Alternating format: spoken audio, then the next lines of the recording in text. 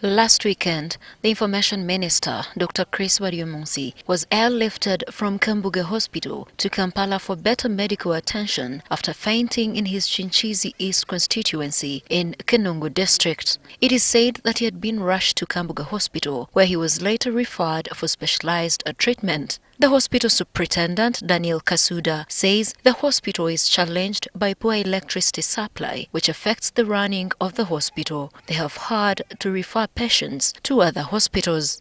Electricity is very unstable, and yet we are very deficient on alternative power supply for the hospital. So we are lacking a generator. Ours having broken down some 2 years ago completely, and we were promised that we were to get the generator. We are hoping we get maybe within this month or next month. We've been trying to improvise with the rechargeable lamps, but they're also not lasting long enough, and many times you find they are causing a deficiency of service. In the theater, if you have an operation, sometimes it becomes hard, especially in the night. This being an area that has a lot of rains, sometimes the small solar panels that we have on the theater and the battery may not be able to charge enough for you to run through the night in case you get a power blackout. Dr. Kasudha says the hospital operates with a single theater table, limiting the number of surgeries at the hospital. Need a second operating table.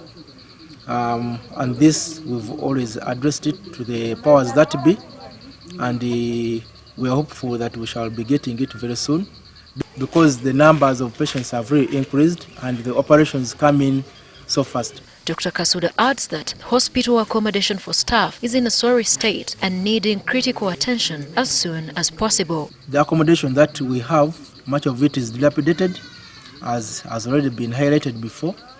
And we are waiting the renovation that we are expecting to start in February 2023, which is just next month, for these renovation works to start.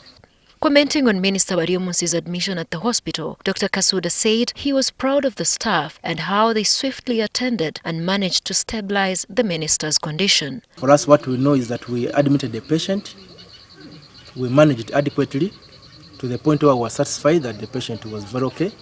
But the patient asking to go to another place to be taken care of, that is for the decision of the patient. Meanwhile, the Kanungu District Health Officer, Dr. Baryomunsi, says the hospital needs more specialists to attend to the cases referred there. He is hopeful that a generator will be put in place to solve the problem of electricity blackouts. About specialists in surgery, specialists in trauma, pediatrics and child health, community health, we don't have one there. And additionally, we mentioned that since we are hoping to construct a trauma center, we'd also like to have a specialist in orthopedic surgery.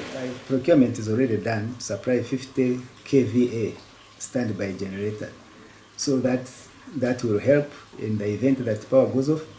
But that also is a cost, running a diesel generator.